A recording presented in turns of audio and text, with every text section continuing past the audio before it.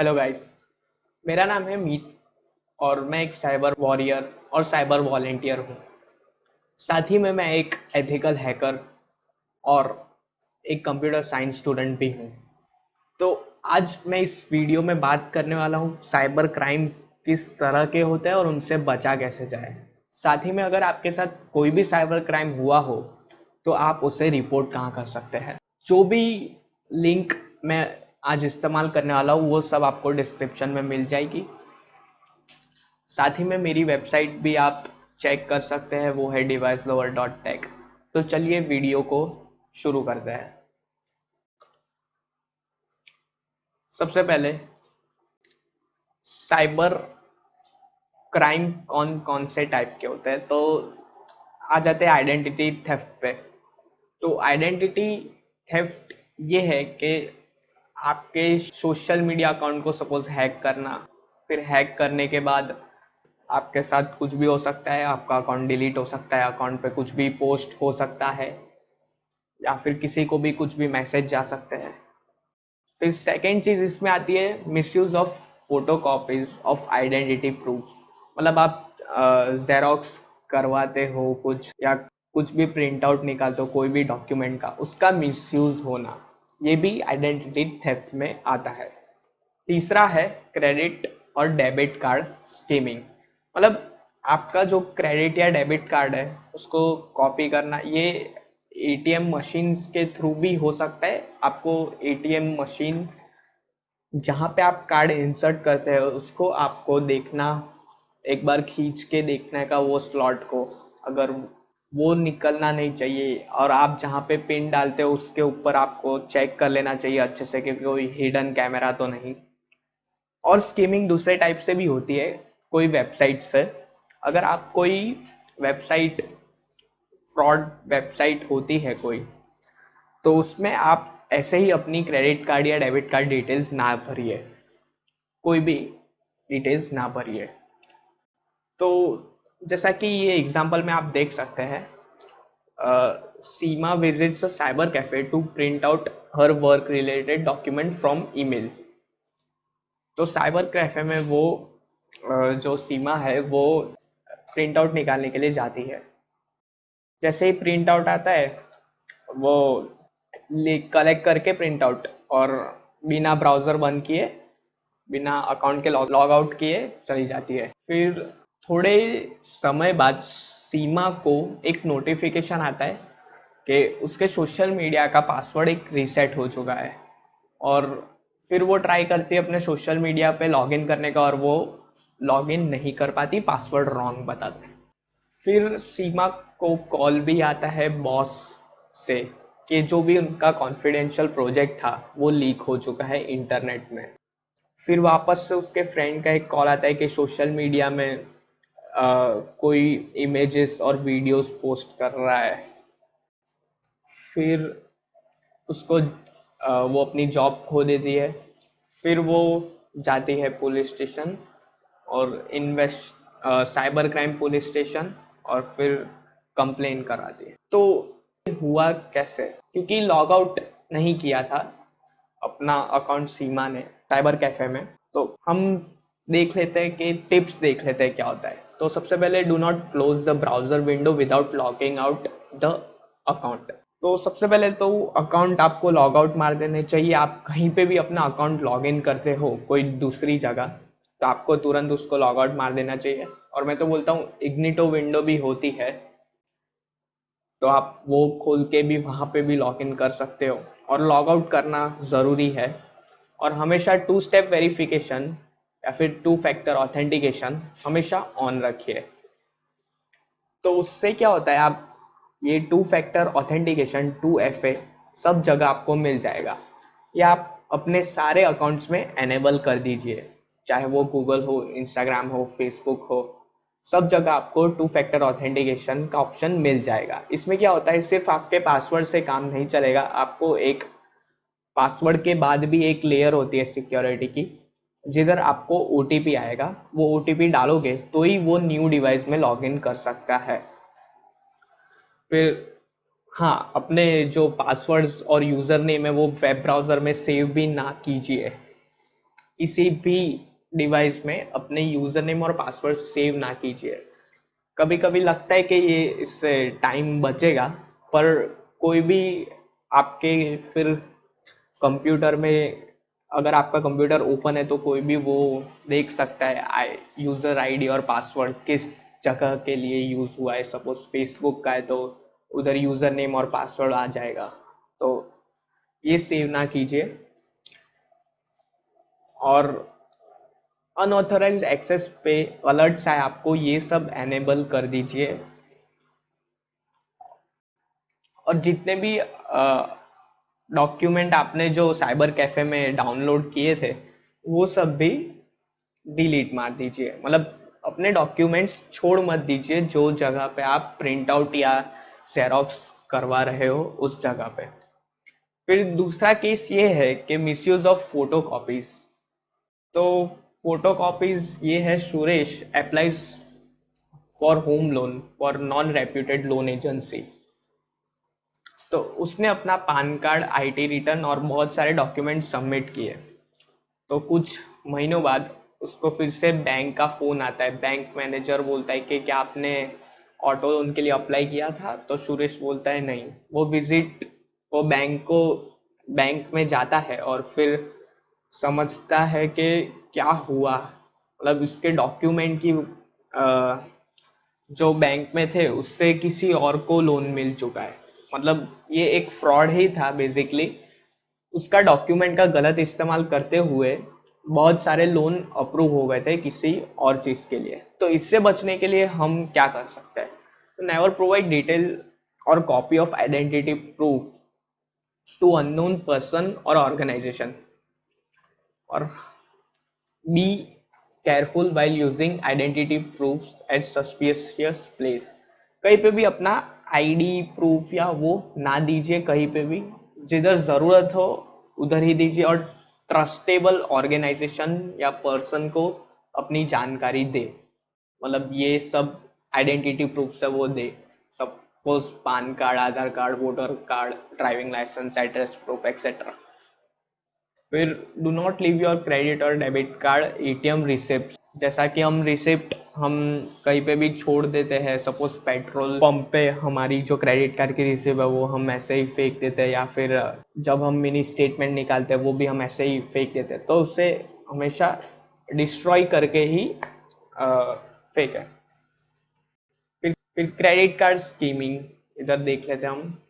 Credit card skimming, ये Sachin and his friends are having dinner at restaurant. The waiter gives the bill to Sachin. Do you accept card payment? Waiter, yes. तो सचिन अपना जो भी card है वो waiter को दे देता है। वेटर उसको बिलिंग काउंटर पे लेके जाता है और स्वाइप करता है वो एक स्कीमिंग मशीन से। तो skimming machine same to same वैसी ही होती है, पीओएस मशीन जैसी ही होती है, और वो पिन डालने को बोलता है। तो वेटर पिन को देख लेता है या फिर स्कीमर में ही पिन सेव हो जाता है, और कुछ देर बाद सचिन के अकाउंट से 25,000 निकल जाते हैं। तो ये इस चीज से बचने के लिए, क्रेडिट कार्ड स्कैमिंग से बचने के लिए आपको ये ध्यान रखना है कि कोई ट्रस्टेड जगह पे जब कार्ड आप स्वाइप कराओ तो आप देखो अच्छे से, और किसी को भी ऐसे अपना कार्ड ले जाने मत दो। आप खुद ही कार्ड स्वाइप करके देखो, और अपना पिन किसी को भी मत दो। अगर आपसे कोई पिन पूछता भी है तो भी उससे मना कर दो कि पिन मैं खुद ही एंटर करूंगा। फिर आ जाते हैं साइकोलॉजिकल ट्रिक्स पे। लॉटरी, आप जीत चुके हैं लॉटरी, आपको ये सब मेल आते होंगे, तो ये सब फ्रॉड होते हैं। आपको कोई भी एसएमएस आए, कोई भी व्हाट्सएप मैसेज आए, तो ये सब फ्रॉड होते हैं। तो इसके लिए क्या करना चाहिए? तो do not respond to any of that kind of messages from unknown source requesting personal or financial details, even if it assures credit of your money into your account। मतलब कोई भी आपको बोले कि आपके अकाउंट में पैसे आ जाएंगे तो ऐसे ही भरोसा मत कीजिए। कोई भी अनट्रस्टेड कांटेक्ट को कभी भी पैसे ट्रांसफर मत कीजिए। और ये याद रखिए कि आपने कोई भी जगह पार्टिसिपेट नहीं किया है कोई लॉटरी में, तो उसकी आपको लॉटरी नहीं मिल सकती। सो वो एक स्कैम है, वो एक फेक है, फेक मैसेज। फिर क्रेडिट और डेबिट कार्ड फ्रॉड। तो इसमें क्या होता है, जो साइबर क्रिमिनल है वो आपको बोलेगा कि आपका कार्ड ब्लॉक हो चुका है या कुछ हो चुका है, वो आपसे अपनी कार्ड डिटेल पूछेगा। तो कभी भी बैंक वाले कोई भी आपका कार्ड डिटेल नहीं पूछेंगे, आपकी कोई भी डिटेल नहीं पूछेंगे। वो आपको बोलेंगे कि आप अपने बैंक आ जाओ, वहां पे हम देख लेंगे। और जो साइबर क्रिमिनल होगा वो आपका कार्ड डिटेल मांगेगा, और कभी भी अपनी कार्ड डिटेल मत दीजिए किसी को भी। कार्ड नंबर हो गया, एक्सपायरी हो गई, सीवीवी हो गया, ये कुछ भी ना दीजिए। तो इससे बचने की ट्रिक तो मैंने बोल दी आपको। और कभी भी पिन भी शेयर मत कीजिए, वन टाइम पासवर्ड आता है वो भी मत दीजिए। और अगर आपके साथ ये होता है तो ये तुरंत ब्लॉक कर दीजिए आपका कार्ड। फिर अगला है जॉब रिलेटेड फ्रॉड। ये भी आजकल बहुत बढ़ चुके हैं। अब जॉब रिलेटेड फ्रॉड में क्या होता है, आपको कोई भी मेल या आप कहीं पे भी, आप इंटरनेट पे भी सर्च मारोगे कोई जॉब जो आप घर बैठे बैठे कर सकते हो, तो बहुत सारे फ्रॉड्स मिलते हैं। वो आपको फर्स्ट सिक्योरिटी डिपॉजिट जमा करने को बोलेंगे, पर वो सिक्योरिटी डिपॉजिट नहीं होता है, वो फ्रॉड कर रहे होते हैं। वो डिपॉजिट आपको मिलेगा भी नहीं और आपको जॉब भी नहीं मिलेगी। तो अब इनसे बचने के लिए क्या कर सकते हैं, तो जब आपको जॉब ढूंढ रहे हो तो ऑथेंटिक जॉब पोर्टल या न्यूज़पेपर या ट्रस्टेड सोर्स से ही आप वो जॉब करें। और फिर आप है डोमेन चेक करिए उसका। अगर गवर्नमेंट वेबसाइट है तो .gov.in या .nic.in होना चाहिए डोमेन, कोई फालतू डोमेन नहीं होना चाहिए। और फेक कॉल्स और ईमेल्स से सावधान रहे। फिर आ जाते हैं सोशल मीडिया फ्रॉड्स पे। तो सोशल मीडिया फ्रॉड्स अब बहुत सारे के तरह के होते हैं: sympathy fraud, romance fraud, cyber stalking and cyber bullying. तो सबसे पहले आ जाते हैं सिंपैथी फ्रॉड पर। इधर कोई बोलेगा कि मेरे को खून की या कुछ चीज़ की ज़रूरत है, मेरा भाई एडमिट हो गया हॉस्पिटल में, मुझे पैसे चाहिए। तो आप डायरेक्ट ही ट्रांसफ़र ना कीजिए। इसके लिए टिप है कि कोई भी स्ट्रेंजर की फ्रेंड रिक्वेस्ट एक्सेप्ट ना कीजिए। और अगर कर रहे हो तो सावधान रहिए, उसको अपनी डिटेल्स, ज़्यादा डिटेल्स शेयर ना करें। और कोई भी अगर अननोन पर्सन आपका कोई फ्रेंड बन रहा है तो हमेशा सावधान रहिए और मेक श्योर कीजिए कि वो आपका दोस्त हो, ना कि वो एक फ्रॉड पर्सन हो। फिर अपनी पर्सनल डिटेल और फाइनेंशियल डिटेल किसी भी अननोन पर्सन या किसी के साथ शेयर मत कीजिए। और अगर आप कोई सोशल फ्रेंड बना रहे हैं तो उससे अपने फैमिली या फ्रेंड को भी इन्फॉर्म रखिए कि मेरा ये सोशल फ्रेंड है कोई। फिर आ जाते हैं हम रोमांस फ्रॉड पे। ये भी सिंपैथी फ्रॉड टाइप का ही होता है। आपके पास पिक्चर या कुछ मांगी जाती है तो वो पैसे मांगते हैं। तो इसके लिए भी सेम वही है कि कोई भी रिक्वेस्ट या सोशल मीडिया पे कोई भी अननोन जगह से रिक्वेस्ट आए तो एक्सेप्ट ना कीजिए। अपनी पर्सनल डिटेल किसी के साथ शेयर मत कीजिए। फिर आ जाता है साइबर स्टॉकिंग। तो साइबर स्टॉकिंग अब ये होती है, आपके पीछे अगर आप कोई पिक्चर पोस्ट कर रहे हैं, साथ ही में आपने एड्रेस भी डाल दिया अंदर, तो कोई स्टॉकर आपको स्टॉक कर सकता है, मतलब आपके पीछे पीछे आ सकता है, आप पे नजर रख रहा होता है बेसिकली वो। और वो आपका पीछा करे जा रहा है। मतलब काफी लोग ऐसे होते हैं जो सोशल मीडिया पे एक्टिवली पोस्ट करते रहते हैं, साथ में लोकेशन डालते हैं, मतलब सब इंफॉर्मेशन दे देते हैं। तो ऐसा नहीं करना चाहिए, अपनी सारी इंफॉर्मेशन सोशल मीडिया पे एक्सपोज ना कीजिए। और अपना अकाउंट जितना हो सके उतना प्राइवेट रखिए, पब्लिक अकाउंट मत रखिए। और अगर पब्लिक अकाउंट रख रहे हैं तो डिटेल्स ज़्यादा शेयर मत कीजिए। फिर आ जाता है साइबर बुलिंग। अब साइबर बुलिंग में क्या होता है, कोई एक ऑफेंसिव लैंग्वेज का यूज़ या किसी को एक को टारगेट बनाना। तो साइबर बुलिंग आजकल बहुत ज़्यादा चल रही है। तो इसके लिए क्या कर सकते हैं, इसके लिए कर सकते हैं कि if your child's behaviour is changing, like he is see more aggressive then before, मतलब वो आपका लड़का या लड़की जो भी हो, आपका कोई रिश्तेदार या आपका कोई फ्रेंड, वो ज़्यादा गुस्से वाला हो गया हो, बन रहा हो, उसके बिहेवियर में कोई चेंज, या फिर एकदम से चुप सा रहने लगे आपका कोई दोस्त या आपका लड़का या लड़की जो भी हो, तो उनसे पूछो, उनसे इंटरेक्ट करो। और अगर वो डिजिटल डिवाइस से डरा हुआ है, मतलब आपको लग रहा है कि उसके साथ कुछ हुआ है, तो उनसे बात करो, पूछो कि क्या हुआ है। और साइबर बुलिंग बहुत ही आजकल कॉमन है। मतलब आप कमेंट्स में ऑफेंसिव लैंग्वेज यूज करना वो भी एक साइबर बुलिंग ही है।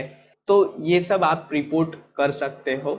और कभी भी जो ऑफेंसिव मैसेज है वो सबको डिलीट मत करो, वो आपके पास एक प्रूफ रहता है तो आप उसको फिर बता सकते हो। फिर मोबाइल एप्लीकेशन फ्रॉड्स देख लेते हैं। तो मोबाइल एप्लीकेशन फ्रॉड्स में क्या होता है, एप्लीकेशन ज़रूरी नहीं है कि वो आपके ऊपर स्पाई ना कर रही हो, एप्लीकेशंस भी आपके ऊपर स्पाई कर सकती है, वो एक स्पाईवेयर की तरह भी यूज़ होती है। तो जब भी आप कोई एप्लीकेशन डाउनलोड करते हो तो सबसे पहले ध्यान रखो कि वो ट्रस्टेड सोर्स से डाउनलोड की हो और उसका जो डेवलपर हो वो भी ट्रस्टेड हो। साथ ही में सब चीज़ अलाउ मत कर दो। हम काफ़ी बार करते हैं कि कुछ कोई ऐप डाउनलोड की और हमने अलाउ कर दिया, मतलब सब जो ऑप्शंस आते हैं, कैमरा एक्सेस करने के लिए अलाउ कर दिया, माइक्रोफोन एक्सेस अलाउ कर दिया। अगर आप एक फोटो एडिटिंग ऐप डाउनलोड की है आपने, तो उसमें आपका फ़ोन लॉग्स की क्या ज़रूरत है, फ़ोन लॉग्स भी वो पूछ रहा है आपकी कैमरा एक्सेस करने के लिए।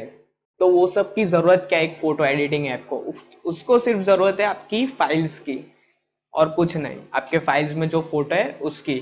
तो वो बाकी सब का एक्सेस क्यों मांग रहा है, तो वो सब डेटा भी कलेक्ट हो सकता है, तो हमेशा ध्यान रखिए ये चीज़ को।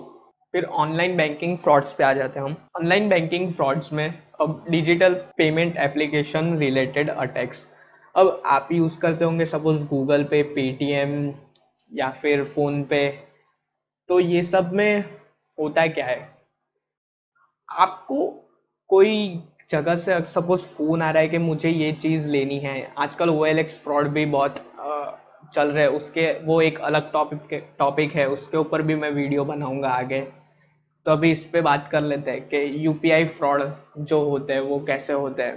तो John and Sahil are always use digital payments application in their day-to-day lives. They pay their house bill, grocery expenses, and other expenditures. They read on TV that the server of the payment application is hacked. Multiple accounts are affected. John loses all the money in the account. However, Sahil loses only 5,000 from his account. Later explained John that he has kept only 5,000 as minimum transaction limit in his bank account as well as digital payment application. As a result, the attacker could only extract that much amount of money. हाँ, तो इसमें क्या है, suppose कोई भी आप application use कर रहे हो उसके सर्वर अगर सपोज हैक हो चुका है, तो आपका सारा जो डेटा होगा वो चले जाएगा, मतलब आपकी सारी डिटेल, क्रेडिट कार्ड डिटेल, जो भी credit card, debit card, account detail जो भी आपने वो एप्लीकेशन में एंटर की होगी। तो इस चीज पे मतलब प्रिवेंट करने के लिए आप क्या कर सकते हैं, तो आप अपनी जो ट्रांजैक्शन लिमिट है वो कम कर सकते हैं। जो ऑनलाइन ट्रांजैक्शन लिमिट होती है वो आप सेट कर सकते हैं, मैक्सिमम 5,000 या 2,000, जितना भी हो, जितना कम अमाउंट हो उतना अच्छा। और आप सेकेंड चीज़ ये कर सकते हो कि आप दो बैंक अकाउंट यूज़ कर सकते हो। एक में आपका मेन अकाउंट, पर मेन अकाउंट में आप अपना कोई भी ऑनलाइन ट्रांजैक्शन मत कीजिए, और वो अकाउंट से जो भी सिम कार्ड लिंक होगा उससे आप नॉर्मल फ़ोन में यूज़ कीजिए, जो कीपैड वाले आते हैं उसमें आप वो सिम डाल के रखिए, तो वो हैक नहीं हो सकते। और स्मार्टफोन में आपको दूसरा सिम डालना है जो आपके दूसरे बैंक अकाउंट से लिंक होगा। दूसरा बैंक अकाउंट कौन सा है, जिसमें आप छोटे छोटे अमाउंट डालोगे, वो ऑनलाइन ट्रांजैक्शन के लिए यूज होंगे। तो उससे क्या है, अगर बाई चांस ऐसा कुछ होता है तो आपके अकाउंट से पैसे कम जाएंगे, मतलब जो भी हो आपने लिमिट सेट की हो उतने ही, ना कि पूरे के पूरे। फिर वीक पासवर्ड के थ्रू भी बैंक अकाउंट हैक हो सकते हैं। वीक डिटेल्स के थ्रू कैसे हो सकते हैं वो मैं बताता हूँ। आपने कोई भी बैंकिंग एप्लीकेशन के लिए कोई भी वीक पासवर्ड रखा तो ब्रूट फोर्स मेथड भी बोलते हैं एक, या फिर हम उसको डिक्शनरी अटैक या ब्रूट फोर्स, दो टाइप के होते हैं। वो डिटेल में मैं कभी समझाऊंगा। पर इसमें क्या होता है कि पासवर्ड गैसेबल होते हैं, वो ऑटोमेटिक ट्राई करता है, मतलब 1 2 3 4 5 6 7 8, या फिर हो गया एडमिन, ऐसे सब ये सब कॉमन पासवर्ड यूज होते हैं। या फिर आपका नाम हो गया, आपका बर्थ डेट हो गया, ये सब पासवर्ड कभी भी मत रखिए। पासवर्ड ऐसा रखिए जो गैसेबल ना हो और आपके रिलेटेड भी ना हो, और उसमें मेक श्योर कीजिए कि कैपिटल लेटर और सिंबल्स, कैरेक्टर्स अंदर नंबर्स सब होना चाहिए, सबका कॉम्बिनेशन होना चाहिए, तो बहुत ही अच्छा है।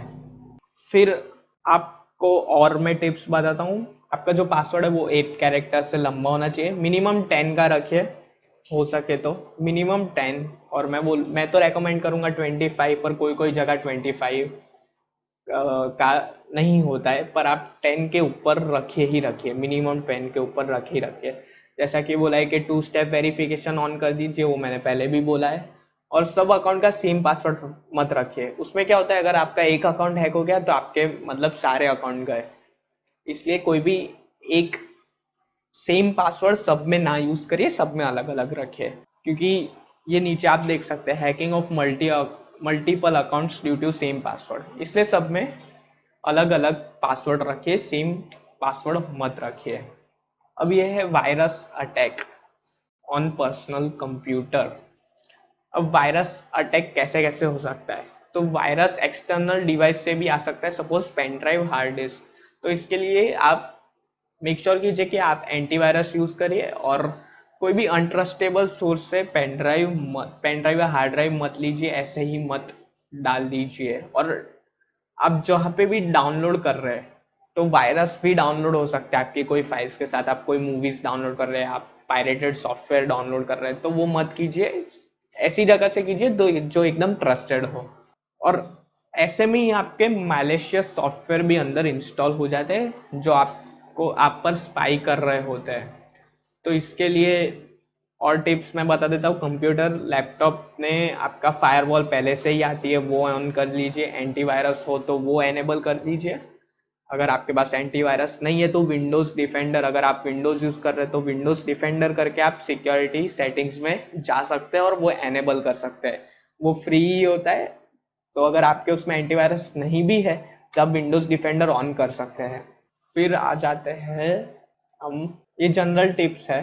जनरल टिप्स में है, आपका जो भी डिवाइस या वो हो, वो एकदम अपडेटेड रखिए, आपका लैपटॉप या मोबाइल। क्योंकि कई बार ऐसा होता है, क्योंकि अगर आपने अपना फ़ोन फुल्ली अपडेट नहीं किया हो तो सिक्योरिटी पैचेस नहीं आते उसमें, तो पहले की जो वल्नरेबिलिटी होती है उससे अटैकर आपका फ़ोन हैक कर सकता है, हैकर आपका फ़ोन हैक कर सकता है, आपका डिवाइस हैक कर सकता है।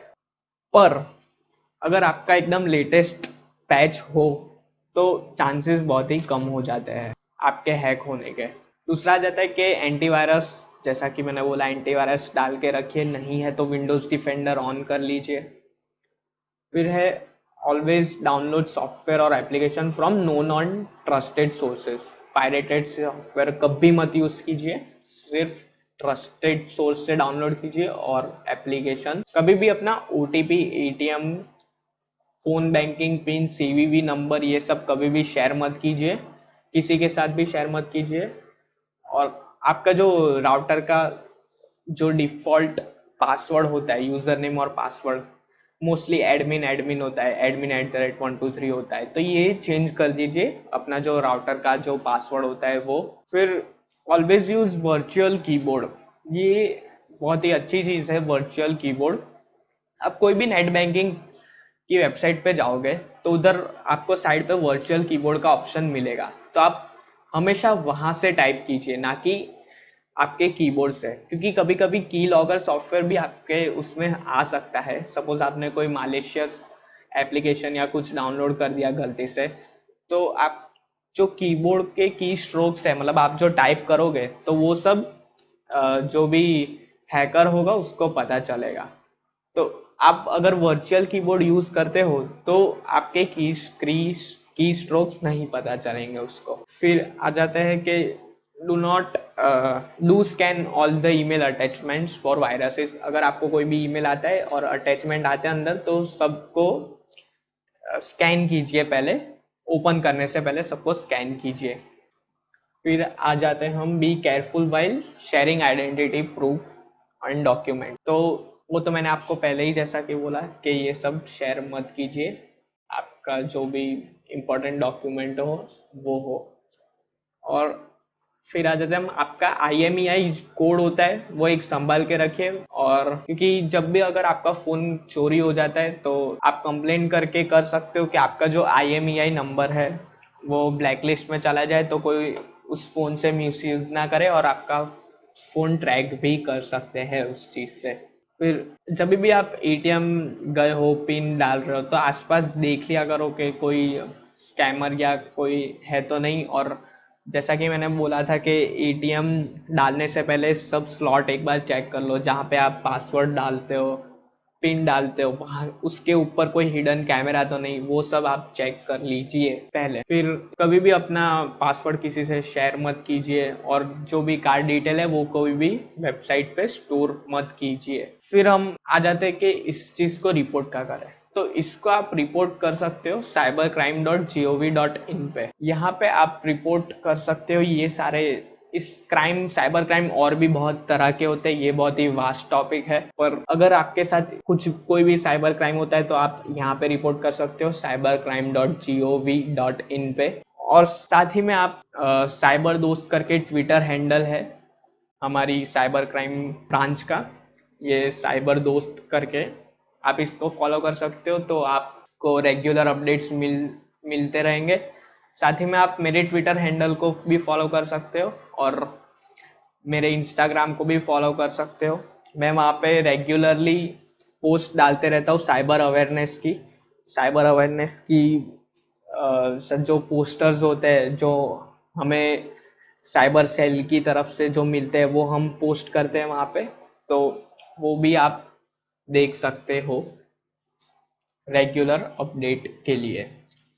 So thank you for watching, और वीडियो को जितना ज़्यादा शेयर हो सके उतना शेयर कीजिए, लाइक कीजिए, और डिस्क्रिप्शन में मैं सारे लिंक दे दूंगा, और मेरी वेबसाइट भी चेक कर लीजिए। मैं साइबर अवेयरनेस के पोस्ट मेरे इंस्टाग्राम और ट्विटर पे डालता रहता हूँ, तो ये सब चेक कर लीजिए।